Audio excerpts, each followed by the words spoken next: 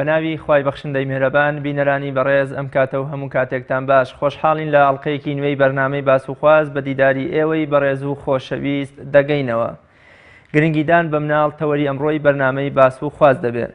منداڵ ناسکترین و پاکترین مەخلوقی خوددایە، بۆیە گەورەترین ڕێژەی گرنگیدانیش لە ژینگەی دەوروبەردا بەر مرۆڤ بەر مناڵ دەکەوێت. گرنگیدان بە مناڵ لە یەکەم ڕۆژی ژیانی نێوسکی دایکەوە تا کاتی لەدایکبوونی و ناونانی و پەروەردە و گەورەکردنی دەگرێتەوە. ڕادەی گرنگیدانی دایک و باوک و دەوروبەر بە منداڵ سەرەڕای ڕادەی بەرزی ئاستی ڕۆشنبیری ئەو ژینگەیە دەردەخا، ئەو منداڵەش دەکاتە منداڵێکی تەندروست و جوان پەروەردەکراو. بۆیە باشبوون و خراپبوونی منداڵ لە هەردوو ئەگەرەکەدا لە ئەستۆی دایک و باوک و دەوروبەر و کۆمەڵگەدایە.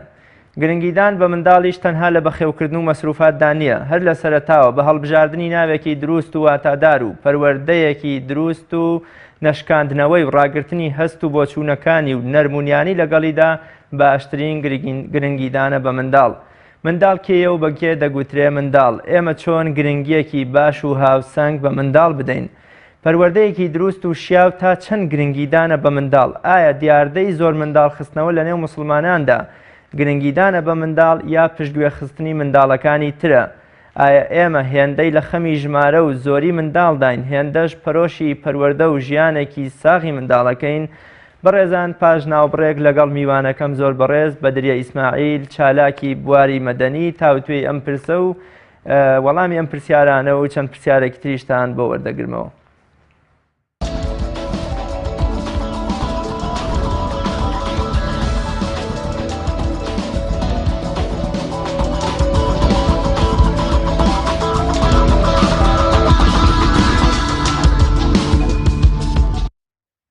بینەرانی بەڕێز دووبارە سڵاو. بەدریە ئیسماعیل زۆر بەخێر بێ بۆ بەرنامەی باسوخواز. زۆر سپاس بۆ سەنابەت، سپاس بۆ دەستەکەت. سەرەتا پێمان خۆشە پێناسەیەکی منداڵ بزانین بە کێ دەگوترێ مناڵ و مناڵ چی ئەگرێتەوە؟ بسم الله الحمد لله الصلاة والسلام على خير خلق الله. طبعا مناڵ منمێ پێناسەیەک پڕ لە واتە، پڕ لە گرنگیدان، پڕ لە محەبەت، پڕ لە خۆشەویستی بۆ مناڵ بکەم. مناڵە و نیعمەتە جوان و ئارامەیە کەلانە و ماڵەکان ئاوەدان دەکاتەوە. مناڵ واتە جوانی، مناڵ واتە ئارامی، مناڵ واتە ئاسوودەیی، مناڵ واتە ئومێد، واتە ئامانج، واتە هیوا. هەموو دایک و باوکێک هیوایەتی هەیە، هیوایەتیەتی مناڵێک بێنێتە دنیا سەرزەوی بە مناڵێکی ساڵح و تەندروست و بوێر و خواناس ئاوەدام بکاتەوە. ملێرەوە لەخوا داوا دەکەم هەموو مسلمانێک، هەموو خوشک و برایەک کە نەگەیشتون بەو نیعمەتە، خۆی گەورە نیعمەتی ئەولادی ساڵحیان پێ ببەخشێ، کەواتە جوانترین مەخلوقە و هەموو ماڵ و لانێک بە بوونی ئەو مناڵە ئارام دەبێتەوە. بەڵێ، ئێمە گەلێکی مسلمانین، لە نێو مسلمانانیشدا ڕێژەی مناڵ خستنەوە و هێنانەبوونی مناڵ زۆرە. ئەم زۆر منداڵ خستنەوەیە ئایا ئەمە گرنگیدانە بە مناڵ یا پەیوەندی بە شتێکی ترەوە هەیە؟ طبعا ئێمە جەنابەت ئیشارەت بە مسلمان بوون و گەلێکی مسلمانداوە لەسەر ئەساسی کتاب و سونە ژیان بەسەر دەبین، لەسەر ئەساسی فەرمودە پیرۆزەکانی پێغەمبەری ئەکرەم عەلەیهی سەڵات وەسەلام دەژین و ئومێدم وایە هەر بەو هەست و نەستەشەوە ژیان بەڕێ بکەین و بەو هەست و نەستەشەوە کۆتایی بە تەمەمان بێت لەسەر ئەو ئەساسەش خوای گەورە زیندوومان بکاتەوە. ئێمە لەسەر ئەساسی فەرمودەی پێغەمبەری ئەکرەم عەلەیهی سەڵات وەسەلام طبعا ژیان پیاداکەین و پێغەمبەری عەزیز و خۆشەویستیش هانمان دەدا بە نەوەی ساڵح بەهێنان دنیای ئەولادی ساڵح و منعی قەطعی بێگومان هەڕەشەی لەسەرە و شانازیش و شەرەفیشە بۆ دایک و باوکی باوەڕدار کە ببێتە ئینتاجی بەرهەمێنی مناڵی ساڵح. طبعا ئەم نازناوە شەرەفێکە بۆ دایک، شەرەفێکە بۆ باوک، هەر کەسێک هەڵگیری ئەم نازناوە گەورە بێ بەوە تا ڕاستیەکەی بزانێ چۆن دایک و باوکێکە، چۆن گرنگی بە مناڵەکەی دەداوە، چۆن مناڵ ئەخڵقێنەوە، چۆن مناڵ هێنتە سەر زەوی. طبعا خولقان تەنها لە دەستی پەروەردگارایە و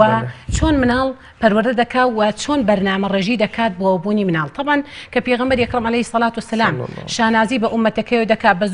بە زۆری بێگومان ئومەتەکەیەوە و مناڵی ساڵحیش بۆ مسلمان نعمەتێکی گەورەیە. بەڵام ئەو دایک و باوکەی کە بە بەرنامە بە تەدریجی مناڵ دروست بکە و مناڵ طبعا بە شێوەیەکی بۆ نمونە نەک لە سەرێک 2 ساڵ یا 4 ساڵی بینی هەبێەوە من قەناعەتم وایە هەم مناڵەکە پەروەردەیەک دەوێت پەروەردەیەکی تەندروست هەم دایکەکە تەندروستی خۆی جێگیرە بێ هەم بێگومان بێ ئەو کۆمەلگاش جۆرە مناڵێک طبعاً بێ ئەو کۆمەلگا بێگومان بەڕاستی ڕازاوە دەبێەوە کۆمەڵێک مناڵی خاوەن بەهرە و تەندروست بێگومان لەم قۆناغەدا من ئەتوانم ئەوە بڵێم پێدەچێ ئەهوەنتر بێ لە پێش قۆناغی چەند ساڵێک لەمەوبەر دایکان وەزائیدەن باوکان پێچێک هەندێک ئیهمالیان لە مۆزوعی پەروەردەی مناڵ کرد بێ لە ڕوانگەی مەشغەڵەتیانەوە لە ڕوانگەی دیراسەیانەوە لە ڕوانگەی دەوامیانەوە لە ڕوانگەی توجارەت و ئیش و کەسابەتیانەوە جۆرێک لە ئیهمالیان کردووە بەرامبەر بە مناڵەکان و مستەقبەلی مناڵ و داهاتوی مناڵ و پێگەی مناڵ و ژیانی مناڵ و حاجەی مناڵ و پێداویستیەکان کە جێبەجێیان بکە بێگومان ئێمە بە حکمی ئەوەی کە لەگەڵ ئەم ڕێکخراوە مەدەنیانە کار دەکەین و هەرێکێکمان ڕێکخراوێکی سەر بەخۆی خۆی هەیە و ئێمە طبعاً چەند حەدەس و کەیس و ڕووداوی ناخۆش دێتە لامان کە بێگومان بە بۆنەی ئەوە کە وەزئی مناڵەکە بیئەی مناڵەکە ناجێگیرە ڕوبەڕووی چەندین حاڵەتی دڵتەزێن بۆتەوە بۆیە دایکان و باوکان ئێمە بە دیراسەی خۆمان و بە توێژینەوەکانمان و بەڕاستی چونە ناو کێشەکان چونە ناو کۆمەلگا و چونە ناو جەماوەرەوە هەست دەکەین کە خەڵکی تقریبا تۆزێک فەرقی کردو لە مۆزوعی هەستکردن بە بەرپرسیارەتی بەرامبەر بە مناڵەکانیان هەموو غەمی گەوریان ئەوەی مناڵەکان چۆن پەروەردەکەن بە پەروەردەیەکی تەندروست مناڵەکان چۆن شوجاع و ئازا و زیرەک بن مناڵەکان چۆن دائمپاک و ڕەوشبەرز بن مناڵەکان چۆن بێنە ناو بەڕاستی مەبدە و بیر و باوەڕێکەوە کە بێغەلوغەش و ڕاست و تەندروست بێ ئێمە بە سنتەرەکانە ئەزانین سنتەرێک کە پەروەردەیەکی تەندروست و پەروەردەیەکی ئیمانی بێ مناڵەکانمان بە خۆمان و بە خەڵکی تریشەوە بە ئامی تریشەوە هەیە دایک و باوکی مەشروب خۆرە و نوێژ ناکە مناڵەکەی دەستپێرێ بۆ سنتەرانەی کە ئەلحەمدە خزمەتی دینی خۆی تێداکرێ مناڵەکان ئەهێنە ئەو ڕێکخراوانەی کە هەڵگری شیعار و نازناوێکی جوان و خزمەتی یانی پیرۆزی ئیسلامی تێداکرێت خۆمان وەکو دایک و باوکی مسلمانان هێندەی کە بە قەد ژمارەی مناڵمان کە مناڵمان زۆر بێ پەرۆشی ئەوەشین کە پەروەردەیەکی دروستیان بکەین یا ئایا پەروەردەکردن لە پێشدا یا زۆری منداڵ بێگومان پەروەردەکە لە پێش زۆری منداڵەوەیە بەستە دیارە ئەگەر کەسێک ئەو بڕیارەی یابێ ئەو بێگومان بەرنامەی دانابێت کە مناڵی زۆری هەبێ پێچێ قوت و عیزەتێکیشی هەبێ لە خۆی ڕابینێ لە پەروەردەی خۆی ڕابینێ بزانێ دیار ئەتوانێت کە سەیطرە بەسەر پەروەردەی مناڵەکان بکە بۆیە ئەوەی لە بەرنامەی خۆیان دانا بەڵام ئێمە وەکو موسڵمان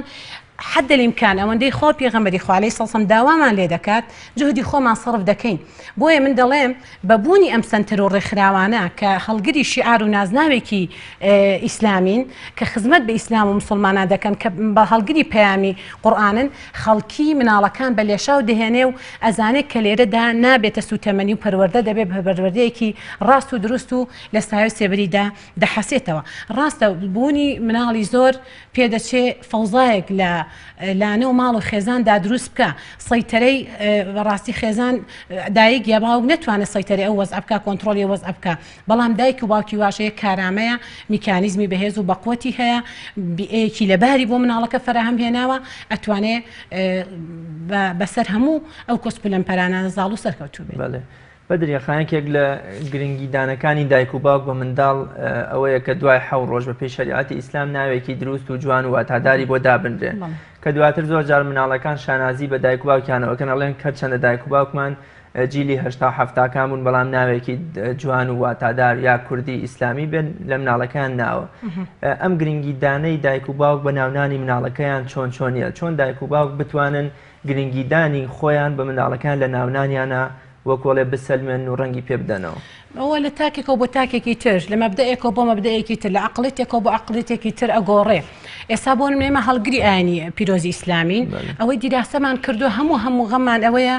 ناوێک لە مناڵەکانمان بنین کە پڕواتا بێ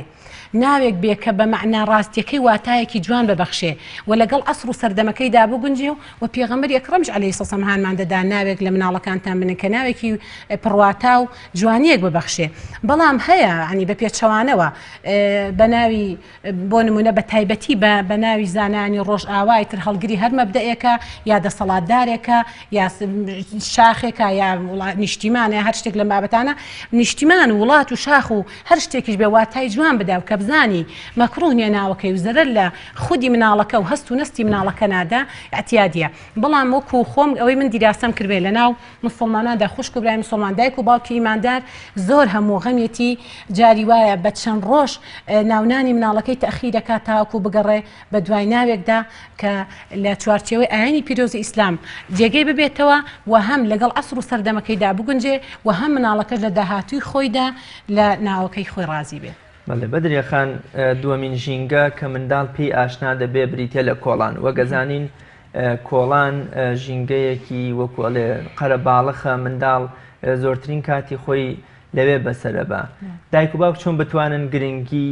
بە منداڵ بدەن کەوا هەم لە کۆڵانیشە منداڵێکی ساغ و تەندروست بێ هەم لە ماڵیشەوە یا چۆن بتوانن هاوسەنگی لە نێوان کۆڵان و ماڵەوە ڕابگرن و کەسایەتی مناڵەکەش بپارێزن. ئەویش ئەکەوێتەوە سەر سەلیقەی دایک و باوک تەڵەن مناڵ مافی خۆیەتی بچێتە ناو خەڵک بچێتە یاریگە بچێتە کۆڵان بخوێنێ بچێتە خول و دەورات پێ بگات و تێبگات. بەڵام ئافرین بۆ ئەو دایکەی وربینیەگەکا لە چۆنێتی چوونە دەرەوەی ئەم مناڵی. طبعاً کاتێک ئەم مناڵە کە بەرنامەت بۆ داناوە کاتی خواردنی عیبادەتی ئیسراحەتی چوونە دەرەوەی وەرزشکردنی تێکەڵاوی هاوڕەکانی چوونە بەردەرگای چوونە مزگەوتی تۆم کۆمەڵە میکانیزمت بۆ دانا بەڕاستی نەماندوو ئەبێ نەتووشی پسانە بێ نابێزار و ئەوەش جۆرێک لە ئینفعالی بۆ دروستە بێ. دایک ئەبێ بە سەلیقەی خۆی بزانێت کاتێک ئەم مناڵە دەچێتە کۆڵان تێکەڵاوی کێ دەکا لە کۆڵان هاوڕێکەی کێ لە کۆڵان پێغەمبەری ئەکرەم عەلەیهی سەڵام دەفەرمێ مرۆڤ لە سەردینی هاوڕێکەیەتی ئایا ئەو مناڵەی کە هاوڕێی مناڵەکەی منە هەڵگری چ دینێکە هەڵگری چ سلوک و ئەخلاقێکە لە تبی ئەیەکەوە پەروەردە بووە ئایا زەرەر لە مناڵەکەی من نادا یا ئایا مناڵەکەی تۆ بە چوونە دەر سوود بە مناڵەکانی تری دەوروبەر دەگەێنێ گرنگترین شت بۆ دایک و باوک بزانێ ئایا لە کۆڵاندا مامەڵەی ئەم مناڵە تەندروستە یا بە پێچەوانەوە ئایا خەڵکی کۆڵان بێزار دەکا یا پێچەوانەکەی ئایا دەستی هاوکاری بۆ کەسی جیران و دەوروبەر و کۆڵان درێژ دەکات لە ئەنوا حاجەی جوزئی هەیە کە مناڵە توانێت بۆ دراوسێ جێبەجێکە ئایا دەستی یارمەتی بۆ مناڵی دراوسەکان درێژ دەکات بەرەو مزگەوت و بەرەو کۆڕی قورئان و بەرەو شوێنێکی سەلامەت و ئارامیان بەرێ ئایا ئەو مناڵە کاتێک کە چووە کۆڵان بە یاریکردن ئایا دووگۆڵی بێ ئایا دەنگەدەنگ و ژاوەژاو بێ ئایا دەستدان لە سیارە بێ ئایا خەسارەدان بێ پەنجەرەشکان بێ بێزارکردنی خەڵک بێ ئەمانەی هەیە ئەبێ دایک بە تایبەت دایک زۆر دیراسی ئەو خاڵانە بکا بزانێ ئایا چوونە دەرەوەی ئەم مناڵە زەرەر بە خەڵکی ناگەێنێ و لەگەڵەوەشدا علم و نەفس دەری خستووە مناڵ دەبێ بچێتە کۆڵان بەشێک لە زیرەکی مناڵ کە وزە سەڕڤەکە بۆ چالاکی و جوهودکردن و وەرزشکردن و جم و جوڵەی کۆمەڵێک بەڕاستی لە جسمی چالاک دەبێتەوە کۆمەڵێک بەڕاستی وزە وەردەگرێ لەگەڵۆشدا پێچە فێری علم ببێ هەندێک مناڵ هەیە خاوەنی علمە خاوەنی بۆ نمونە زمانێکی ترە مناڵ هەیە بچوونە کۆڵان فێری زمانی تورکی بووە عەرەبی بووە فارسی بووە یاخود بە پێچەوانەکەی ئێستا بە فەزلی خوا مناڵی ئێمەمانان بە چوونە کۆڵان مناڵانیان فێری چوونە مزگەوت کردووە هەیە مناڵەکەی باوکی مەشروب خۆر و ئەسڵەن پێچی ڕێگەی مزگەوت نەزانێ لە خۆشی ڕەفاقەتی نزیکی مناڵەکەی من یا هەر مسلمانێکی تر بەرەو ڕێگەی مزگەوت الحەمدلله زۆر ئاشنا بێ مزگەوت و هەمیشە هەموو فەرزێک لەگەڵ مناڵەکانە گوزەر بکە ڕێگەی قوتابخانەی بزانێ ئەم مناڵەکە سەلامەتە بە هەمان شێوە تێکەڵاوی دەبێتەوە چوونە بەردەرگا چوونە کۆڵان و چوونە هەر شوێنێک مناڵکە لەزەتی لێ وەردەگرێ ئەبێ منعی نەکرێ بەڵام وردبینی و متابعە بکرێ بەو شێوەیە کە پێغەمبەری خوا عەلەیهی سەڵام لێ دەکا هاوڕێیانێک بێ زەرەرێکی زۆر خراپ بە مناڵەکان بگێن. بەڵێ زۆربەی دایکان و باوکان لە پێناو گرنگیدانێکی باش بە مناڵەکانیان لە ڕووی پاک و خاوێنی و زمان پاکی و ئەم شتانەوە ڕێگری لەوە دەکەن کە مناڵەکانیان بچنە کۆڵان لە کاتێکە ئەزانین کۆڵان پێ ئەچێ شەرمی ئەم مناڵە بکاتەوە بیری فراوان بکە کۆمەڵی قسەی جوانیش فێر بێ هەرچەندە سلبیاتیشی هەیە چۆن دایک و باوک بتوانێت هاوسەنگیەکە دروست بکە. طبعا دایک کە دیراسی مناڵێکی کرد مناڵی وا هەیە بە زۆر قۆرخکردن بە زۆر سەپاندنی ژوورۆ بە سەردان بە زۆر بەڕاستی زۆڵمکردن و نەهێشتنی چوونە دەرەوەی و تێکەڵاوی بە خەڵک وا لە مناڵاکە جۆرێک لە چووکمێمە لە جۆرە کەیسانەمان لای مناڵی وامان هەیە چەند جار جەلسەی لەگەڵاکەین هەتا تۆزێک دێتە گۆ تا توانێ وەڵامی یەک دوو پرسیارت باتەوە یا جاری وایە دەریایەک لە سکاڵای پێ لە مەعاناتی پێ لەو زوڵم و ستەمەی کە لەلایەن دایک و باوکەوە لێی دەکرێت من کە ئیشارەم پێدا بڵام دایک و باوک بۆ ئەوەی ئەو مناڵە لە فەوتان ڕزگار بێ تووشی خەمۆکی نەبێ گۆشەگیر نەبێ بکرێتەوە بەڕووی کۆمەلگادا مناڵێکی چاوکراوە بێ بوێر و شوجاع و ئازابێ دیفاع لە خۆی بکە وای لێ نایتر هەر کەسێک بەڕاستی زوڵمی لێ کرد ئەم هەر بۆ خۆی هەموو سەرشۆڕێ قبولکە ئەمە وا لە مناڵە دەکات نە بتوانێت مناڵێکی بە ئیرادە بێ نە مناڵێکی کراوە بێ بەڕووی کۆمەلگادا نە زیرەک بێ نە بەڕاستی مناڵێکی چست و چالاک دەرەچێکەوە تا ئەبێ دایکان و باوکان ئەو وعیەتیان هەبێ ئەو زوڵمە لەو مناڵە نەکەن بەشێک لە زیرەکی مناڵ بەچوونە ناو خەڵکو بە تایبەتتر بەردەرگا بەڵام بۆ میکانیزم و بنەمانی کە لە پێشدا باسمان کرد زۆر ئاگاداری هەڵسوکەوتی ئامی چوونە دەروی مناڵ بێ نەک دەوروبەر بێزار بکات. بەدریەخان ئەرکی پەروەردەکردنی مناڵ لە ئەستۆی کێدایە تەنها دایک و باوکە یام ژینگە دەوروبەر کۆڵان کە سوکار بۆی هەیە بێگومان خی پەروەردگار تەکلیف لە هەردوو لاکە بەڵام پشکی شێر زیاتر بەردایک هەبێ بۆیە پێغەمبەری ئەکرەم عەلەیهی سەڵات وەسەلام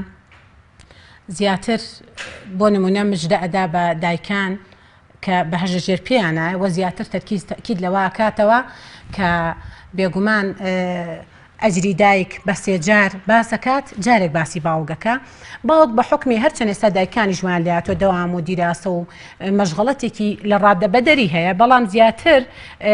لەگەڵ دایک و لەگەڵ دایکە هەڵسوکەوت دەکەم مناڵم پشکی شێ زیاتر بەردایکەکەوێ ئێش و ژانەکە زیاتر بەردایکەکەوێ پەروەردەکان زیاتر بەردایکێک خزمەتکردن و خەدەماتەکەی بەردایکەکەوێ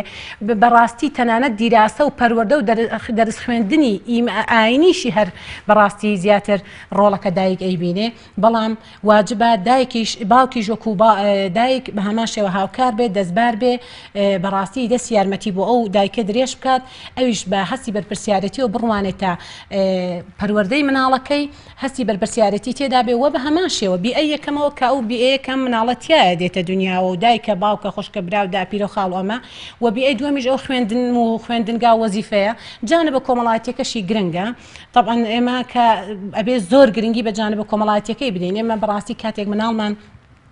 تێکەڵاوی خەڵکە کایتر لە خاڵە لە پورە لە مامە لە ماڵە خاڵوانە لە ماڵی مام و کەسوکارە ئەبێ تەوازن لە بینی ئەو دوو کەسوکارەیە ڕابگرین و بزانین ئایا لەم خزم و کەسانەیە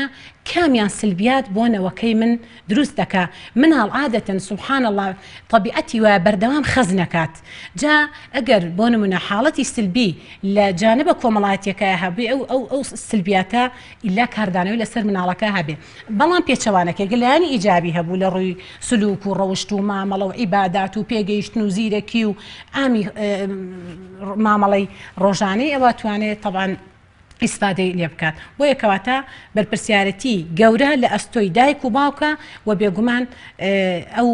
بیئێش کە بیئەی دووەمیش کە بەڕاستی خوێندن و دیراسەیە ئەویش دەورەبینێ کە لە کۆمەڵگە ئێمەدا هێشتا حقوقی مناڵ وەکو پێویست بەڕاستی پارێزراو نەبووە مافی بۆ دابین نەکراوە و تەشهیری پێدەکرێت بە تایبەتی لەم کات و سەردەمەیە لەم ئەسڕەدا کە قەیرانی داراییە و نەبوونی تەنگی بە ئامی مامۆستایان و پەروەردەکاران هەڵچنیوە ئێش و ژانی دەسەڵاتداران بە خودی ئەو مناڵە پاک و بەری و پەپول و بەڕاستی بێدەسەڵاتانە ئەڕێژن ئەوان پێچێ لە بیئەی خۆیدا وەسعێکی نائاسایی و نێجێگیری هەبێ نەبووە نەدارە وەسعەکەی ناجێگیرە بەڵام ئەیهێنێ لە قوتابخانەکەی لە شوێنی وەزیفەکەی لە شوێنە گشتەکەی خۆی بەڕاستی ئینفعالەکە بەسەر مناڵەوەی دەوروبەردا بۆ یەکەواتە مناڵ لەم حاڵەتەیە قوربانیە. بەڵێ وەگەزانین پەروەردەکردنی مناڵ ئەویش زانستێکە بۆ خۆی بەتابەت لە ڕووی زانین سایکۆلۆژیای مناڵەوە ئێمە تا چەند گرنگیمان بە پەروەردەدا وەکو زانستێک ینی تێگەشت بین کە ئەمەش زانستێکە بێ وەکو چۆن شتێک فێری مناڵەکەمانەکەین ئەوە بەم شێوەیەش پەروەردە لە ڕووی عملیەوە بەسەر مناڵەکەمان جێبەجێ بکەین بە شێوەیەکی دروست و ڕەوان. بێگومان مناڵ لە پێشدا خی پەروەردگار کە ناوی ناوە مناڵ مەعفووە وانە خی گەورە تەکلیفی لێ ناکات لە جانبی عیباداتە لە جانبی بۆ نمونە ئیش و کار و کەسابەتە لە هەندێک جانبی ترایترەویش تەمەنەکەی دیاری کردو هەمومان بە سیلسیلە ئەزانین لە چ تەمەنێکە خی گەورە تەکلیفی عیباداتی لێکە لە چ تەمەنێکە توانێت ئیش و کار بکات لە چ تەمەنێکە ئیتر تەمەنەکان تێپەڕێنێ بەڵام ئێمە وەکو ئاینی پیرۆز ئیسلام مەفروزە ئەوەی کە بەڕاستی ئەرکی سەرشانی ئێمەی باوەڕدارە ئێمەی دایکە ئێمەی باوکە بە تایبەتتر ئێمە کە نازناوی دایکاتیمان لێنراوە دایکێکی فیداکار بین لە پێناو پەروەردەکردنی مناڵێکی ساڵح و بەڕاستی سەرکەوتو تەندروست. یەکەم شت کە بێگومان مناڵ دێتە دنیاوە گرنگترین شت بۆ دایک و باوک ئەوەیە کە سوپاسگوزار بێ بەرامبەر بەو نیعمەتە کە خوای پەروەردگار پێی بەخشیوە، خوای گەورە بە هەموو مسلمانێکی ببەخشێ بە خاتری ناوە جوان و پیرۆزەکانی. بانگ و قامەت بە گوێی ڕاست و چەپیدا بدرێ لە ئەسنای ناونانە لە دایک بوونەکەیدا، و پاشان ناوێکی خۆش بۆ مناڵەکە هەڵدەبژێرێ، و پاشان دعوەتێکی بۆ دەکات کە بۆی وەکو سوپاسگوزارێک و ئەلانکردنێکی لە دایک بوونی ئەم مناڵە، و بە هەمان شێوە ئەو حیوانانەش کە دیاری کراون بۆ کوڕ و کچ کەیتر ئاینی پیرۆزی ئیسلام ڕۆنی کردێتەوە بۆ کوڕ بۆ کەس چەندێک بێ. و دووەم شت کە بۆ مناڵ گرنگە لە کۆمەڵگەی ئیسلامیدا ڕاهێنانیان لە لەسەر ڕەوشت و بەها بەرزەکانی ئیسلام. ئێمە مەفروزە ئەرکی سەرشانی ئێمەی دایکان و باوکانە مناڵەکانمان ڕابهێنین لەسەر ڕەوشتە جوانەکان، لەسەر ڕەوشت و بەها بەرزەکانی ئیسلام، بزانین ئاینی پیرۆزی ئیسلام داوای چیمان لێ دەکات، لە چی نزیک بینەوە، لە چی دوورکەبینەوە، کامە حرامە کامە حەڵاڵە، هەموو ئەمانە گرنگن. گرنگترین شت بۆ مناڵ کە ئێستا زۆر جێگەی لە مناڵی ماڵە ئیسلامیەکان دەپرسی جاری وایە کەم تەرخەمیەک لە هەندێک کەسا هەیە بە ئامی ژناتیاشیانە الحەمدلە خاوەنی بەهرەیە، ئەگەر پایەکانی ئیمان و ئیسلامی لێ پرسی پێچێت درکی پێنەکە یا هەر پێی نەزانە یا معلوماتی نەبێ یا بۆی شینێکراوەوە یا تێکەڵی دەکا. گرنگترین شت ئەوەیە تۆ لەگەڵ ئەوەی کە بەها بەرزەکانی ئیسلامت پێناساند و بە هەمان شێوە پایەکانی ئیسلام و ئیمانیشی پێ بڵێ. فێرکردنی کەلیمەی تەوحید زۆر گرنگە بۆ مناڵ. تۆ باسی وشەی تەوحیدی فێر بکەی، یەکتاپەرستی فێر بکەی، خواناسی، یەکخواناسی، خۆشەویستی بۆ خوا، بۆ بەرنامەکەی خوا، و دەسەڵاتی پەروەردگاری پێ بناسێنی، بەڕبیری بخەیتەوە بە تایبەتی کە پێغەمبەری خوا عەلەیهی سەڵات وسەلام دەفەرمێ سێ کاتی زۆر گرنگ هەن بۆ مناڵ کە مەفروزە تۆ ئیستیغلالی کاتەکە بکەی. کاتێک کە مناڵ نەخۆش دەکەوێ و کە برسێتی تینی بۆ دێنێ، و کاتێک کە سەفەر ئەەکەی. ئەم سێ کاتە زۆر گرنگە بەڕاستی مناڵ پەروەردە بکەین. کاتێک کە نەخۆشە شکستی هێناوە، بێتاقەتە، بێهیوا بووە، مناڵ کاتێک دایک و باوک لێی نزیگە بێتەوە، کەمێک لە ڕووی معنەوەی لە ئێشوژانی کەم دەکاتەوە، بەڕاستی ئارامی دەکاتەوە، ئامۆژگاری دەکات. لەم کاتەیە گرنگە هەندێک موعیزە و فەزڵ و بەرەکەتی ڕەحمی خوای پەروەردگار. و کاتێک برسیە ئەم مناڵە لە برسێتیە، کاتێک کە خوانێک ئامادە دەکەی، ئەم سفرە و خوانە بە موعیزە و کەلیمەی جوان بڕازێن تا مناڵە پەروەردە بێت. یەکێک لەو لایەنانەی کە مرۆڤ زۆر تین و پێویستێتی لایەنی ڕۆح و هەستێت، ینی زیاتر بۆن هەر کاتێک کێشەیەکی هەبێ یەکسەر هانا بۆ ئامێزی دایک و باوکیە بە ئەبێ دایک و باوکیش هەندە محەبەت و ڕێز و نەوازش و خۆشەویستی بۆ ئەم منداڵ دەربڕێکەوە هەست بە بوونی خۆی بکە. ئەبین بۆ من پێغەمبەری خوا صلی الله علیه و سلم لە سوژدەدا یا لە کاتی وتارداندا یا لە ماڵەوە خۆی کردەوە هاوشێ وەکو حاشا لە مەکانی پێغەمبەری خوا وەکو حۆشتر خۆی هین کردەوە بۆ ئیمامی حەسەن و حوسەین. دایک و باوک چۆن بتوانن لە ماڵەوە ببنە لانکەیەکی ئارام بۆ منداڵەکانیان، وەڕق و تووڕەیی و هەڵچوونی خۆیان بەرامبەر بە مناڵەکانیان، بەرامبەر بە هەڵی مناڵەکانیان بشارنەوە و دەری نەبڕن. زۆر جوانە. دایک و باوک تەبەن قوتابخانن بۆ مناڵ. هەموو مناڵ هەڵگری هەموو سلوک و هەڵسوکۆتێکی مامەڵەی ئامی ئەو دایک و باوکەیە. بە تایبەتتر دایک مناڵم گەورەترین قوتابخانەیە. ئەطف و سۆزی دایک بۆ مناڵ زۆر ئەفزەلترە. هەر کاتێک تووشی شکست ئەبێ، تووشی بێهیوایی ئەبێ، هەستەکە لە بوارێکا سەرکەوتونیە، هەستەکە گرفتێکی تایبەتی هەیە ئیتر لە هەر جانبێکەوە، لە هەر تەمەنێکا بێ هانای بۆ دایکە هێنا، دایک دەبێ زۆر بە ئیرادە بێ، زۆر حەکیم بێ، زۆر حەلیم بێ، دەست خاتە سەر خودی برینەکە معالەجێ ئەو کێشەیە بکات. لە تەمەنی مناڵیدا ئەطف و زۆز و لاوانەوە و لە ئامێزگرتن و جێبەجێکردنی داواکاریەکانی و ناسکێشانی و هەندێک لەمانە. لە تەمەنی وەسەط بەڕاستی مێرمنداڵیدا ئەوە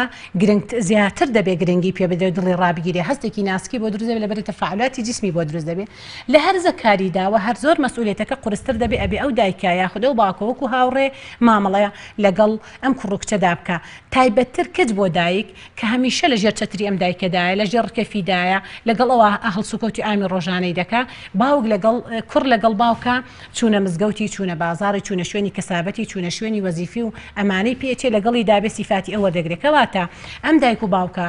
لەگەڵ ئەوەیە وتمانە بێ هەست و سۆزێکی بەڕاستی ڕەهای هەبێ بۆ ئەو مناڵە و هەڵگری خوڕەوشتێکی زۆر جوان بێ، مامەڵەیەکی تەندروست بێ و نابێ بەڕاستی ئەو وەزعی کە لە دەرەوە ڕوودەدات پێچی هەمومان بەڕاستی پشکمان لەو حاڵەتە بەربکەوێت جۆرێک لە ئینفعالی جۆرێک لە بێزاری جۆرێک لە ماندووبوون و بیئەی دەرەوە تەسیرمان تێ بکا بیگوازینەوە بۆ ماڵەوە بەڵام حد لەیمکان کەمی بکەینەوە هەوڵ بدەین هەتا بۆمانەکرێت خەیتەرە بکەین ئەو ئێشوژانەی کە لە دەرەوە تووشمان دەبێ یاخود هەندێک ئێشوژان لە خودی ماڵدا هەیە پێویست ناکە مناڵ پێ بزانێ کێشەی دایبەتی ژن و مێرد وەزعی دارایی و نەبوونی ناڕەحەتترین قۆناغ بۆ مناڵ ئەوەیە کە دایک و باوک باسی نەبوونی خۆی و باسی بێپارەی و باسی بەڕاستی قەیران و نەبوونی و نەداری بکات. بەڵێ بەدریەخان دوو سیفەت هەیە لە دایک و باوکدا درۆکردن لەگەڵ مناڵەکەیە دەڵێ بڕۆ بۆ بازار ئەوەت بۆ کەمیان بۆ بەڵێنێکی پێئدا دەڵێ ئەگەر دەرچی سەری ساڵ پاسکیلت بۆ ئەکڕن بوو کە شوشت بۆ ئەکڕن دوات ئەم مناڵە هەست بە گرنگیەکی خۆیەکە لەوە چلنە هاوڕێکانیش یا خۆی هەڵکێشێت و سعی و هەوڵدانێکی زۆریش بۆ بەدەزێنانی نمرەیەکی باش ئەکا بەڵام دواتە سێرەکە ئەم گرنگیدانەی دایک و باوکی یا درۆیەک بۆ لەگەڵ یانناکرد یا بێبەڵێنیەکە و بەسەری نایبەنە سەر ئێمە چۆن بتوانین خۆمان لەمە بپارێزین بۆ ئەی گرنگیەکی ڕاستەقینە و واقعی بە مناڵەکانمان بدەین. دایک و باوک تەبانە بێ لەوە گەورەترێک کە بچێتە ژێر مەسئولێتی بەڕاستی وعدێکەوە کە نەتوانە بیباتە سەر وە پێغەمبەری ئەکرەم عەلەیهی سڵام بە هەموو شێوەیەک دژی درۆیە تۆ نابێت لەسەر بنەمای درۆ مناڵ پەروەردە بکەیت یا لەسەر بنەمای درۆ کۆمەڵێک وعدی پێ بدەیت یا لەسەر بنەمای درۆ مناڵەکەت بە حساب پێش ئەخەی تەشجیعەکەی بۆ سەرکەوتن و خوێندن بەڵام پێچەوانەکەی دەرەچێ مەفروضە تۆ بە حیوار و گفتوگۆ ئەم مناڵە بگەینتە لوتکەی قەناعەت وەزعی داراییت ناجێگیرە گرنگە مناڵەکەت وا لێ بکەیت بە حیوار و گفتوگۆ دانیشتنی لەگەڵا بکەیت بۆ نمونە دایک و باوکەی مناڵەکانی پلەی یەکەمیان بەدەستێناوە بە وعدی پێچێ هەدیەیەکی ناوازەی پێیابن هاتووە بە سەلیقە دانیشتێکی لەگەڵا کردووە وەزع و زروفی ئێستای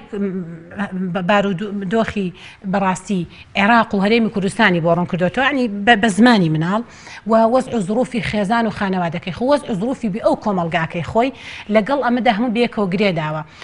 ینی ئەوەندە بە سەلیقە مناڵەکەی پەروەردە کردووە وای لێ کردو گەیاندویتە قەناعەت تۆ بۆ نمونە مناڵێکی نابێت لە چینی هەژاردا ببڕی تۆ مناڵێکی کۆمەڵێک هاوڕێی نەدارتەن کۆمەڵێک مناڵی کرێکی هاوڕێتن عنی هاوڕێی مناڵ و نەدار کۆمەڵێک کەسی تر هەن کۆمەڵێک لە هیوە ئاواتیان هەیە بەبوونی ئەم هەدیەی تۆ بەبینینی ئەم هەدیەی تۆ دڵشکاوە بن بۆ ئەوەی تۆش لەگەڵ چینی هەژار دانە بڕێ مەفروضە تۆ هەدیەیەکی ئەهوانتر پارەیەکی کەمتری کولفەیەکی کەمتری تێ بچێ هەم هەدیەکەش مکافەعەکە بۆ مناڵەکە دێتە بوون و ناچێتە جانیبی درۆوە هەم مناڵک بەرامبەرەکەشی دڵی ناشکێ هەم بە ئیداریاتی ماڵەکەش پارێزراوەکەواتە بە هیچ شێوەیەک نابێ دایک و باوک چێتە ژێرباری مەسئولێتێکەوە لەسەر وعد و ئەساسی درۆ وعدی پێ بداوە کاتێکی وعدرا حد لەیمکانە ببرێتە سەر چونکە بەڕاستی ئەو مناڵە فێری چۆنێتی درۆکردنە بێ لە هەموو هەڵسوکەوتی ئامی ڕۆژانەیدا. بینە سەر ڕۆڵی ئاین لە گرنگیدان و پەروەردەکردنی مناڵە بێگومان ئاینی پیرۆزی ئیسلام کۆمەڵی یاسا و ڕێسای جوانی هەیە لە پەروەردەکردنی مناڵە ئیسلامی پیرۆز لەم ڕۆژەماندا ڕۆڵی چییە ئێمە بتوانین منداڵێکی ساغ و تەندروست و پەروەردەکرا و بخەینە نێو کۆمەڵگەوە. سپاس بەخوای پەروەردگار مناڵانی ئامی کۆمەڵگا لە ئاینی پیرۆز ئیسلام مستەفید بوون و سەلامەت بوون و پەروەردە بوون و سەرکەوتۆ بوون ئەگە دیراسەیەک بکەین سەیرەکەین مناڵانی هەڵگری ئاینی پیرۆزی ئیسلام لەگەڵ مناڵانی ترە کە هەڵگری بەڕاستی بیر و باوەڕێکی ترن و مەبدەیەکی ترن پێچێ زۆر جیاوازیان هەبێ ئەلحەمدوللا دینە فێرمان دەکات چۆن حقوقی مناڵ پارێزین چۆن پەروەردەیانکەین چۆن هەستی بەرپرسیارەتیان تیا دروستکەین چۆن لایەنی ڕۆحی ئیمانیان بۆ دروستکەین چۆن جانبی کۆمەڵاتیان پارێزراوە بێ لە هەموو جانبێکەوە هانمان دەدا و فێرمان دەکات کە مناڵەکانمان پێ بگەینین و چەندین بوار هەیە بۆ پێگەیشتنی مناڵ و تێگەیشتنی مناڵ بۆ نمونە ئێمە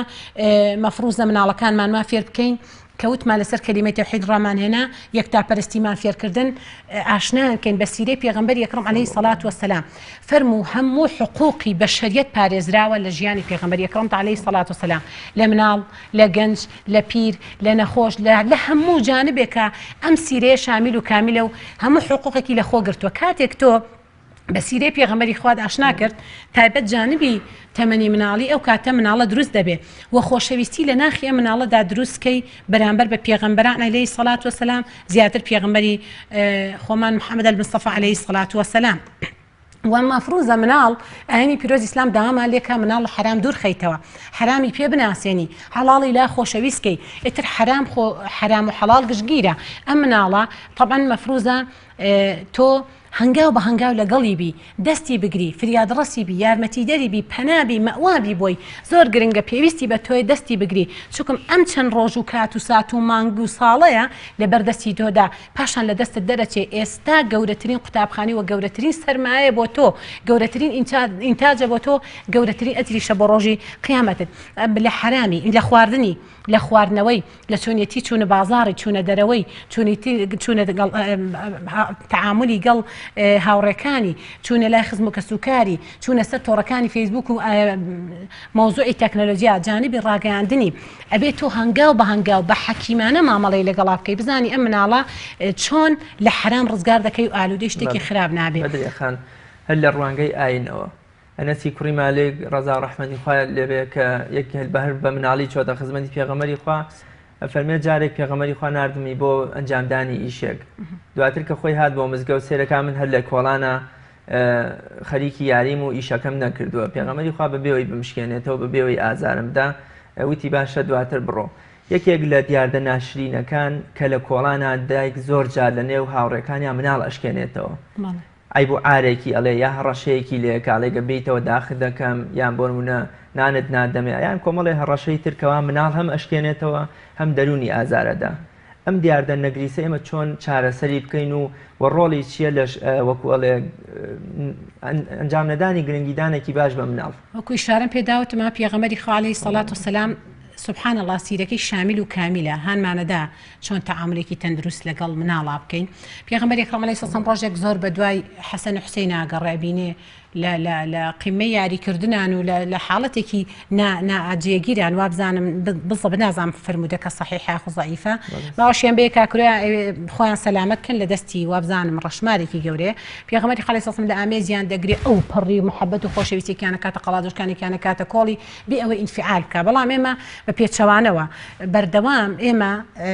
ئینفعالمان بەرامبەر بە مناڵ هەیە شتێکی خۆشە بۆ گێڕۆ لەسەر و جانبە جارێک خەریکی ئیجازەی سیاقەت بووم هەمیشە مامۆستای وانەکە وانە نەزەریەکەوی فێرەکردنی و ئامان ئاگاتان لێ بە کاتێک شۆفێریەکەن بە کۆڵانەکانە ئەڕۆن ئەنیمە بۆتە دیاردەیەک وەزعێکی زۆر ناخۆشەکە ئەوە بە دایکان بوترێ کە لە پڕ دایک مناڵەکەی ڕاو ئەنێ بۆ دەرەوە یا بە گستێک یا بە احترامن بۆ بە تاکەنە ئەلیا بە شێوەیەکی کە ئازاری پێ بگە کەمە بەڕاستی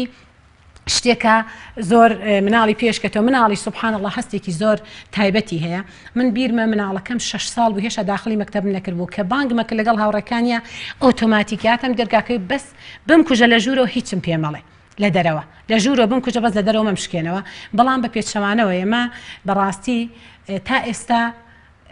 نەگەیشتونە ئەو ئاستەی کە کەسایەتی مناڵەکانمان پارێزراو بێ یا بیان پارێزین یا تەشجیعیان کە هەنیانکە وایان لێ بکەین ئەم مناڵێکی بە ئیرادە و پشت بەخۆ بەستێ وای لێ بێ کە بەڕاستی باوەڕی بەخۆی هەبێ لە مەجلیسا شکانەوە ڕوبەڕووی مناڵمان ئەکەینەوە لە کۆڵانە بە هەماشەوە لە زۆر شوێنی تر وا ئەکەین کە مناڵەکان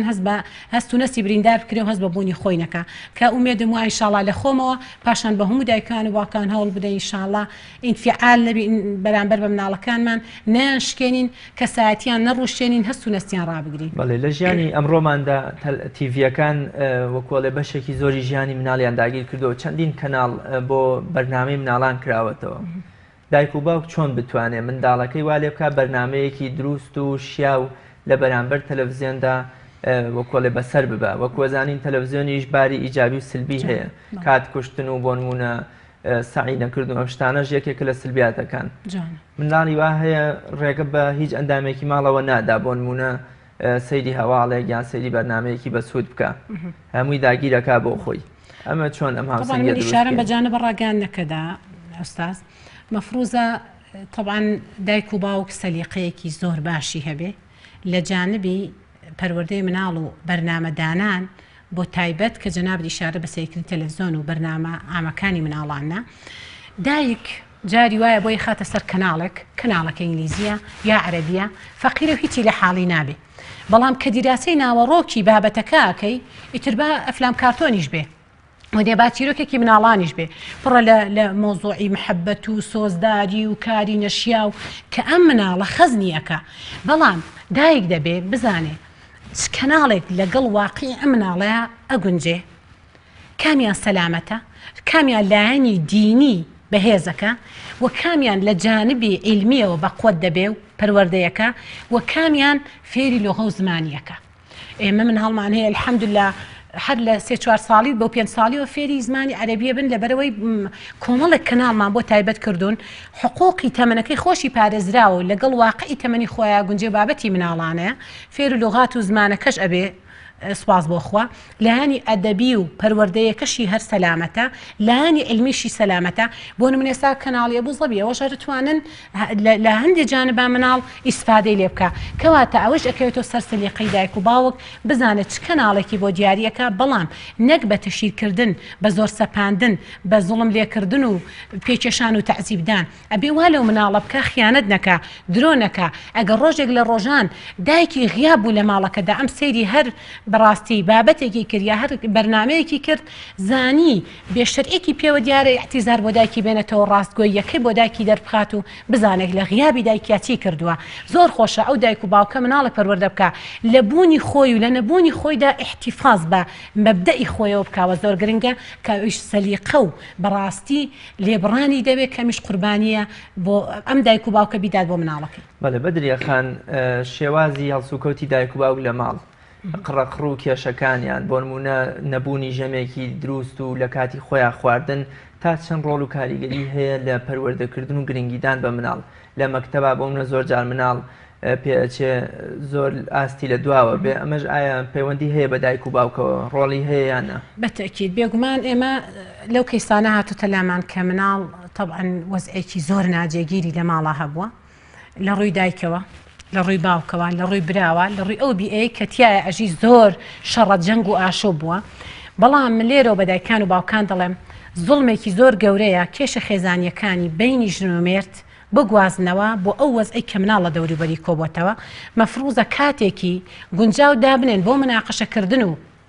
گەیشتن بە نەتیجە لە بینی یەکتریدا ئەم ژن و مێردە ئەگەر بۆ من ناحاڵی بوونێکە نیزاعێکی جوزئی هەیە گرفتێک هەیە متر سنەتی حیاتە پێغەمبەری خۆ سەڵ فەرمێ ژیانی ژن و مێرد ئیلا کێشە و ناڕەحەتی و کەم و کوڕی تێدایە بەڵام ئافرین بۆ ئەو دایک و باوکەی کە بە سەلیقە و معالەجەی کێشەکان دەکەن هیچ کاتێک بیئەی خێزانەکە تێک نادەن نایکەن بە شەڕ و ئاشوب واناکەن کە بەڕاستی ئارامی لە مناڵەکان بشێوێنن مناڵ هەمیشە هەستی بەڕاستی بەقوتە سەیری هەڵسوکە ئەو قیادە گەورەیە کە باوکە بزانێ ئایا مامەڵەی لەگەڵ ئەم دایکەدا چۆنە و بە هەمان شێوە بۆ دایکیش بزانێت کاردانەوە و خزمەتی بۆ ئەم باوکە چۆنە کەواتە ئێمە وەکو دایک و باوک کەوتمان ئێمە قوتابخانەیەکی گەورەین لە تەمەنەکاندا دەبێ بزانین بە تەدریجی چۆن تەعاملەکەین تایبەت ئەم مناڵە کە دەبێتە 18 ساڵ و دەبێتە خاوەنی بڕیار دەبێت خاوەنی خۆی دەچێتە ژیانی هاوسەریەوە ئەبێتەوە تەمثیلێکی ئەوەندە جوانت پیشانی ئەم مناڵەیە بێ لە دایک و لە باوک لە بەڕاستی دروستکردنی ئەیەکی ئارام وەکو جەنابی شارەت پێدا جێبەجێکردنی حاجە پێداویستەکان یا ژەمێکی ئارام یا خواردن ئامادەکردن بە حەز و ئارەزوی مناڵەکان ڕەوەرگرتنی مناڵەکان ئەمە گرنگە هەندێک مناڵ هەیە لە ئێستاوە مەوزوعی کە گەیشتە تەمەنی 18 ساڵ مەوزوعی خێزانداری بە دێوەزمە ئەزانێ زەواج بە دێوەزمە ئەزانێ لەبەرەوەی حیاتێکی ئەوەندە نەگریستی بینیوە لە بینی دایک و باوکدا من کچ هەیە چەند جار بەڕاستی هەوڵی داوە خۆی پەنای بردوتە بەر خۆکوشتن لە حاڵەتی خۆسووتان و حەبخواردنی زۆر ئازادمان کردووە ڕزگارمان کردووە کە هۆکارەکەی ئەوە بووە کە لە ماڵدا وەزئی خێزانی ناجێگیر بۆ کێشە و شەڕەجەنگی بینی دایک و باوک زۆر بۆ گوازراویشتەوە بۆ مناڵەکان و گەنج زۆر جار سەری خۆی هەڵگرتوێ لە ماڵاو بەڕاستی سەری لە شوێنێکی ترەوە دەرچۆ و ڕووی کردوتە پەنای بردوتە بەر هاوڕێی خراپی تر کە لە ئەو بیئەی یەکەمی ناجێگیر بوو ڕووی لە شوێنێکی تر دەکا کە پێدەچێت کاردانەوەی بۆ حاڵەتی تر هەبێت. بەرنامەکەمان باسی گرنگیدانەکە بە مناڵ گرنگیدانی تایبەتی دایک و باوک بە مناڵێکیان و پشتگوێخستنی ئەوانی تر ئایا جیاوازی تەمەنیان هەیە ئەمیان بچووکە و خۆشەویستە یا ئەمیان کچە و ئەمیان کوڕۆ ئەمیان جوانە و ئەمیان جوان نییە تا چەند ڕۆڵی هەیە لە خراپبوونی منداڵ لە پەروەردەیەکی نادروست بۆ منە ئەو چیرۆکەی سەیدنا یعقوب خۆشەویستیە لە ڕادەبەرەکەی بۆ یوسف لە بەرچاومانە یا جۆ جار پێغەمبەری خوا صلی الله علیه و سلم منعی ئەوەی کردووە کە باوکێک هەموو ماڵ و سەرۆ سامانەکەی بە مناڵێکی بدات و ئەوانی تر پشتگوێ بخە ئەم دیاردەیە ڕۆڵی چییە لە وەکو ئەڵێ خراپکردنی باری ژیانی مناڵ و ئەوەی کە دواتر لە کۆڵانە یا لە ژینگەکە ئەبێتە کەسێکی دڕندە و کەسێکی دەروون شپرس. جەنابەت باست لە گرنگی ئاینی پیرۆزی ئیسلام کە لە پەروەردەی مناڵە هەر ئاینی پیرۆزی ئیسلام باس لە دادگەریەکە بەس خۆ ئێستا لە کۆمەڵگەی خۆمانە ئەم دیاردەیە زۆر بەرچاوە باز لە دادگەری دەکات بۆ مناڵ پێغەمبەر ئەکرەم عەلەیهی سەڵات وسەلام بەڕاستی دژی ئەوەیە کە دایک و باوک مناڵێکیان بە تەنها هەڵبگرێ مناڵێکیان بلاوێنێتەوە فەرقی کوڕ و کچکا لە بەینە محەبەت و خۆشەویستی پێوە دیار بێ حقوقی ئەمیان پارێزدا بە ئەوی تریان پێچەوانەکەی یاوەکو جەنابەت ئیشارەت بێدە لە جانبی میراتدا بە هیچ شێوەیەک نابێ بەڕاستی ئەو حقوقانە پێشێل بکرێن بەڵام وایە ئێستا بۆ تا جاری وایە بۆتە دیاردا لە ناو خێزانەکاندا بەڵام الحەمدلله تاکی باوەڕدار ئەوەندە وەعیەتەی هەیە کە خوای گەورە ئەم نادادگەری و ناعەدالەتەی لێ قبوڵ ناکە ئەمما ئەگەر ئەو مناڵە ئەو پڕی گۆڕایەڵ بێ ڕوحسوک بێ لەشسوک بێ لە ڕووی تریشەوە لە پێش مناڵەکانی ترەوە بێ لە ناخە مەنع نەکراوە خۆشەویستی و محەبەت منع نەکرا محەبەت و خۆشەویستی بۆ ئەو مناڵ دەرببڕدرێ لە ناخە بەڵام لە جانبە ئەمەلیەکەیە ماچێکت کرد ئەبێ تەنیشتیشی بکەی هەدیەکت بۆ کڕی ئەوی تریشیانت بکەی مکافعی ئەمیانی تر ئەوت کرد ئەوی تریشیان بکەی ئەوت لە ئامێزگر بە هەمان شێوە سەفەرت پێکردن بە ئەگەر نەگونجا بەسەرە بیان بە گونجا بەیەکەوە بیان بە لە جانبی تریشان مەفروزە دادگەربی ئەگەر وا پێچەوانەکەی بکاتە تۆ دادگەرنی و دژی فەرمودەی پێغەمبەری ئەکرەمی عەلەیهی سەڵات وسەلام ئاینی پیرۆزی ئیسلامیش ڕێگەمان نادا بە هیچ شێوەیەک لەگەڵ مناڵەکانماندا زاڵم بین و زوڵم بکەین کەواتە بە یەک چاوسێ دەکەین تایبەت و تایبەتتر کچ کە هەمیشە لە کۆمەڵگەی ئێمەدا هەست بە منکوبی و بارلاری خۆی دەکات و بەڵام دڵخۆشین بەوەی چەندین فەرمودا هانمان دەدا پێغەمبەری کەرەم عەلەیهی سەڵات وسەلام لە بەڕاستی گرنگیدان بە چۆنێتی پەروەردەکردنی کچ بە دراوسێبوونمان بۆ پێغەمبەری ئەکرەم عەلەیهی سەڵات لە بەڕاستی پەروەردەی کچ ئەفەرمی هەر کەسێک کچ پەروەردەکات دراوسێ مەر کەسێک دوو کچ پەروەردەکات دراوسێ مەر کەسێک کچێک پەروەردەکات پەروەردەیەکی ئیمانی بە سەربەرزی و بە تەندروستێکی تەواوەوە واتە پەروەردەی تەندروستە بینێرەتە ماڵە هاوسەرانی خۆی ئەوە دەبێتە دراوسێم لە بەهەشدا وە بەهەشتیش بە هەمان شێوە لە ژێرپەی دایکاندا هەر ڕۆژگارێک دەبێ ئەم کچە دەبێتە ئەو دایکە دەبێتە ئینتاجی بەرهەمێنی و مناڵەکەواتە ئێمە ئەبێ زۆر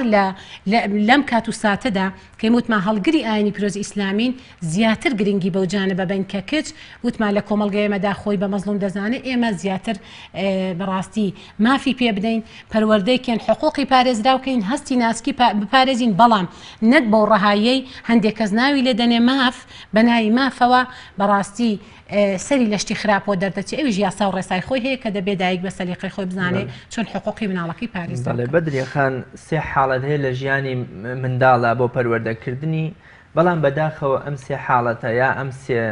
دیاردەیە لای منداڵ بۆتە دێوەزمە و ترسێک ئەویش کاتی خەواندنی منداڵ و کاتی شۆردنی و کاتی ئەوەیە کە بیبێتە لای دکتۆرێک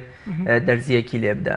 یەکێک لە بیریارە گەورەکانی کورد کە کتێبێکی لەسەر پەروەردەی مناڵ هەیە دەڵێ من منداڵەکەم خۆشترین کاتەکانی ئەم سێ حاڵەتە بوو لەبەرەوەی دایک بۆ من لە کاتی خەواندنی مناڵەکە ئاڵێ پشیلەکەت دێت و دێوەکەت بۆ ئێن و یام کە ئیباتە حەمام ئاوێکی گەرم سابوونە چێتە نێوچاوی ئەم سێ حاڵەتە یا ئەم سێ دیاردەیە لە پەروەردەکردنی مناڵە ڕۆڵیان چییە چۆن دایک و باوک بتوانێ وا لە منداڵەکەی بکە کە ئەم سێ دیاردەیە یا ئەم سێ کات و حاڵەتە بکاتە حاڵەتێکی خۆش و پڕشادی بۆ منداڵەکەی ڕاستەکەی بێگومان قسەی جەنابتە ئەم سێشتە لای مناڵ لە زیهنی مناڵە بۆتە دێوەزمە بەس بۆ لەبەرە ئێمە هۆکاری هێشتا بە خۆشمەوە نەگەیشتوونێتە ئەو وەعیەتەی بزانین چۆن تعاملێکی واقعانە لەگەڵ خودی مناڵەکانمان بکەین و هەڵسوکەوتێکی مامناوەند و ئاراممان هەبێ لەگەڵ مناڵەکانماندا لە کاتی ئەم سێ حاڵەتە حەساسە تەمان وەکو جەنابی ئیشارە پێدا لە حاڵەتی خەوتنە پێچێ و دایک و باوکە خاسەتەن خەوتن حاڵەتێکە مناڵ ئەگە بەم وەهم و بەم ترسانەوە بچێتە نێوخۆلەوەچە دەیان خەوی ناخۆش بکە هەر مەکروهە بە هیچ شێوەیەک نابێ وەکو خۆم دایکم لەوەچە زۆرشتی ئەم شتانەی بەکارێناوە دژمان دێ و نازانم پشیلەکە هات و دکتۆرەکەت بۆ بان شەو لە بان ڕاستە فەرمی وەڵای ئێستا الحەمدوللا حتا ڕادەیەکەر هەیە بەڵام تا الحەمدلله بە بۆنەی واعیبوونی دایکەکانەوە بە کۆمەڵک بەشداری لە خولوکۆ و ڕوسیمینارات و دیراسی هەندێک لەم بابەتە ئاینیانە تۆزێک وەزعکە ئەهوەن بۆتەوە بەڵام ڕاستە فەرمی جاری وە ئەم دایکە زەختێکی زۆری ئەو ڕۆژەی لەسەر بۆ شەو ئێوێ کەمێک سەر بنێتەوە و بەڕاستی ئیسراحەت کە مناڵیش وزەیەکی لە ڕادەبەدەری هەیە و پێچەوانەی سونەت ئەخەون پێچەوانەی سونەت بە خۆشمانەوە هەڵەسین هەمومان پێچەوانەی سونەت بۆتەوە حاڵەتی عامی ڕۆژانەی ژیانمان بۆیە مناڵیش ئاوا لێمان ئاسیە بێ گەرێمە وەکو سونەتی پێغەمبەری خوا بیان خوێن عەلەیهی سەڵات وسەلام و هەڵیان سێنی لە خەو مناڵەکە دێتە ژێربار و بەڕاستی گوێڕایەڵ ئەبێ و بە ئارامی خەوێ بەڵام مەفروزە دایک ئەو حاڵەتە کە بەڕاستی وەزعی خەوفە تەسیل لە دەرونی مناڵەکانەی هێڵێ کاتێکە طبعا ئەم مناڵە سەرکاتە سەرسەرین چەند خۆشە لەبری ئەو خەوف و وەهم و ترس و تۆقاندنە بە پێکەنینەوە بە چیرۆکێکی واقعیەوە بە قورئان خوێندنەوە بە دیکر و یادی خواوە من ئێستا مناڵەکەم 5 ساڵە بە تیلاوە الحەمدلله قورئان خوێنێ کاتێک فێر بووە ئەبینێ دەوروبەر ئاواکە بیش فێر بووە ومێدم وایە ئینشاڵڵا مناڵەکانمان یەک بەیەکی بەو شێوەیە ئینشاڵڵا پەروەردە ببن بە پەروەردەیەکی ئیمانی قورئانی تاوەکو ئینشاڵڵا ئەو بەڕاستی وەزعانە ئاسایی کە ڕوبەڕووی تاکی مناڵی مسلمان دەبێتەوە ئینشاڵڵا نەمێنێت تایبەت ئێمە کە بەڕاستی پێچێ ئێشوژانێکی زۆر توشمان بێ لەو حاڵەتانە جا دایک و باوک طبعا لەو حاڵەتە بێ هونەرێک بەکاربێنێ وتمان ئەو وەهمەنەیەڵێ لە جانبی خۆشوەردنە بەناشکوورێ بێ وڵاتمان بێکارەباییە قەیرانە هەنیجاری وایە تا ئێستا مناڵ هەیە 2 هەفتە خۆشۆردنی کەڵەکا بێ لە بەرەوەی ئاوێکی گەرمی بۆ دەستە بەرنابێ مەکانەتی وای نییە وەزعی دارایی ناجێگیرە ئیتر بەعام بیئەی مناڵ لەم کاتەیە تێک چووە بەڵام دایک بزانێ سەلیقەیەک بەکاربێنێ بۆ نمونە تا ئێستا ئێمە ئەو ئەتەکێتەمان نییە مناڵ چ جۆرە خۆشۆردنێکی پێخۆشە چ جۆرە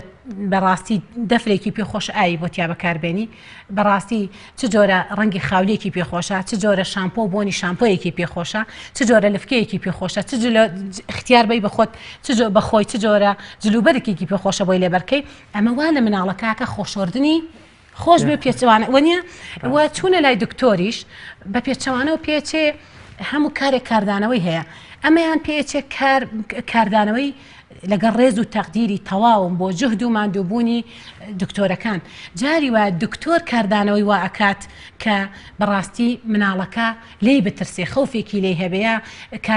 ئوسلوبێکی وا ناشرین بەرامبەر بە دکتۆرەکە بنوێنەکەی دایکەکە تووشی ئیحراجی بێ طبعا مناڵەکە لە پێشدا کاتێک کە دەبرێ بۆ شوێنی پێداویستی خۆی بۆ چارەسەر ئیتر ئایا بۆ یادەیە بۆ بنکەی تەندروستیە بۆ هەر شتێک لەمانەیە یادەیەکی ماوەتە بیلای کۆڵانە ئینسان دایکەکە وەزعەکەی لە هادی کاتەوە کۆمەڵە ئامۆژگاری بکات تەشجیعی کات و ئازای تۆ عاقڵی تۆ دکتۆرەکە دەگەر ئاوای پێکردی ئەگەر بۆ نمونە تەمثیلی پێ بکەیت چۆن دەم بکاتەوە چۆن پاڵکەوێ چۆن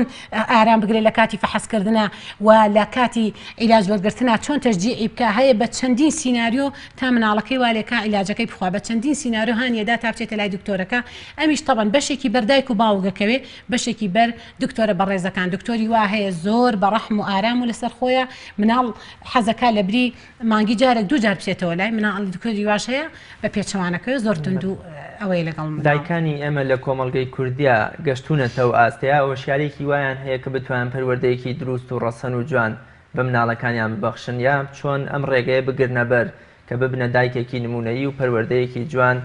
بۆ مناڵەکانیان دەستە بەر بکەن ئومێدم وایە ئینشاڵڵا تقریبا فەرقی کردووە وەکوتم زەمانێک پێش ئێستا مناڵان زۆر ئیهمال کرابوون ئێستا دایکان چاویان کراوەتەوە بەس من لێرە بە دایکان و باوکانی ئازیز دەڵێم تایبەتتر دایکان زۆر شوێنی پیرۆسن کە مناڵەکانیان بنێرن بۆ پەروەردەکردنیان زۆر خۆلی بەهێز و بە پێسن کە مناڵەکانیان بنێرن بۆ فێربوونیان زۆر شوێنی پەروەردەیە بەڕاستی ستەنتەر و ڕێکخراوی ئەمین و ئەمان هەن کە پەروەردە ببن بە پەروەردەیەکی تەندروست ئەگەر خۆشی نەتوانێ و سەیتەری قەزیەکە بکاوەی وتمان بیئەی یەکەم زۆر گرنگا بێ جارێ دایک لە جانبی ئیمانی و ئەخلاقی